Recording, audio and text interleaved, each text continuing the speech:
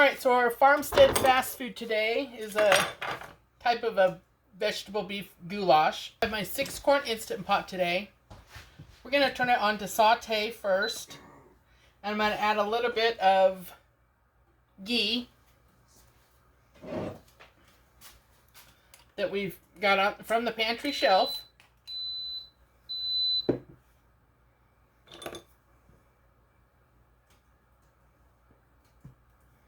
And this, to me, just kind of enhances the flavor and also helps the pressure to come up faster once we get everything in there.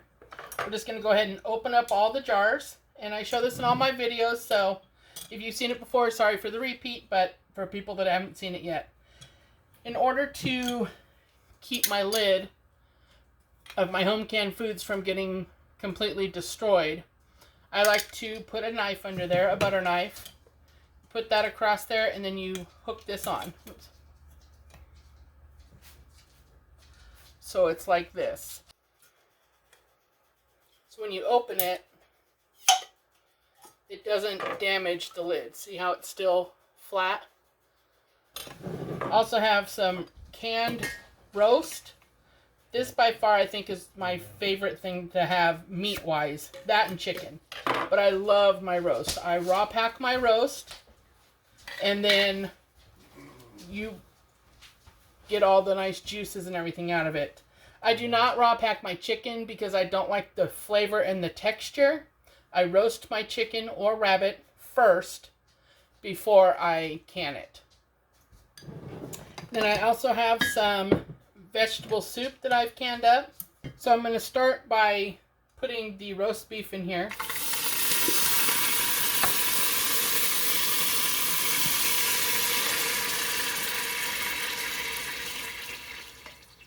Giving it a small saute.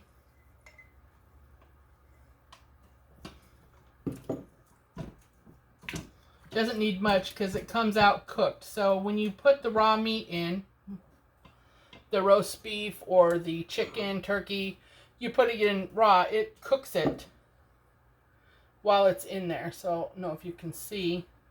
It is the most tender and flaky meat. Oh my gosh, this is so good. So that's going to start heating that up a little bit. General rule of thumb, you're going to want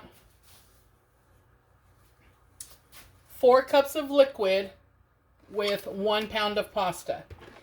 There was enough liquid in the roast added with a quart of my onion beef broth, like French onion soup kind of mix, that I will not need to. There would be enough liquid. Then I do not count the liquid from my vegetable soup. And the reason I don't is because it's more of a tomato soup consistency versus an actual liquid like a broth. You may use water if you don't have the broth. That's fine too. It's going to taste amazing regardless. I also don't really add a lot of salt. I don't add salt when I'm canning my meats or beans. It has nothing to do with the preservation of it. So that's going. I'll add a small amount of salt and pepper, and that's it.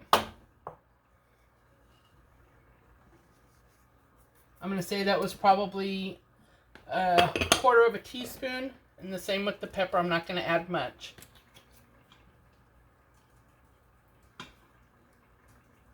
Maybe 1/8 teaspoon.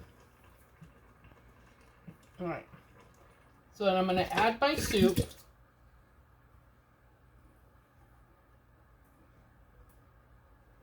Alright. Then I'm going to add my pasta. You don't want to stir this with the pasta in it. You want the pasta to basically just sit on top of it. And if you're going to make it into a soup versus more of a casserole goulash type texture or consistency, then I would add more liquid.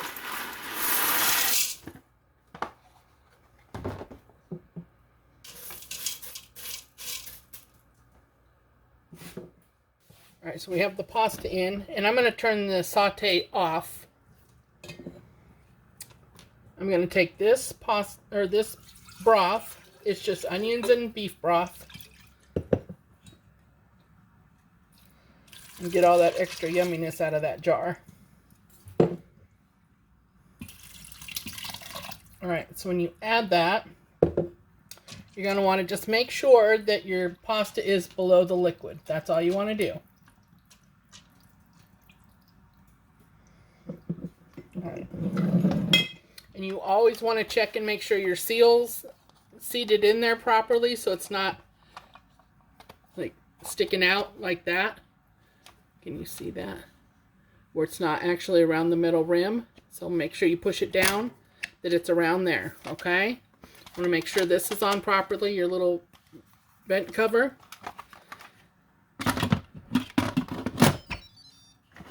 And close it, and you want to make sure it's on sealing, okay? Not venting, you want it on sealing. Like I said, this is a 6-quart Instant Pot. Put it on manual down to 0 minutes. And then let that cook.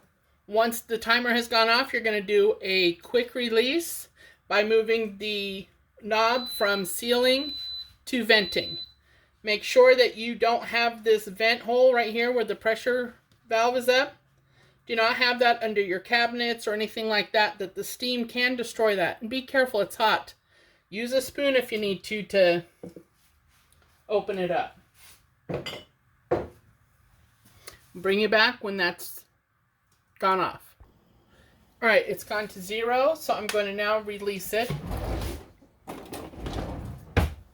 So you can use a spoon or a handle of something or to bring it toward, you know, to the venting.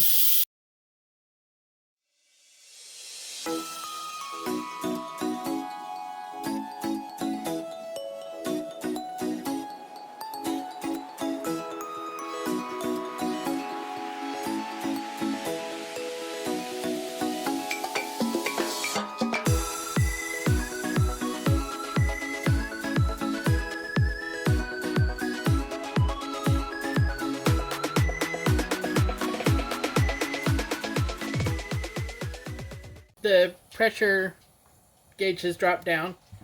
You can open it very carefully. Open it away from you.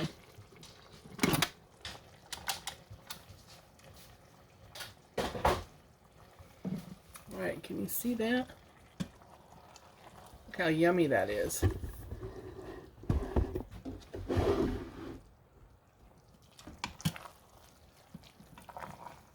That's what I call farmstead fast food.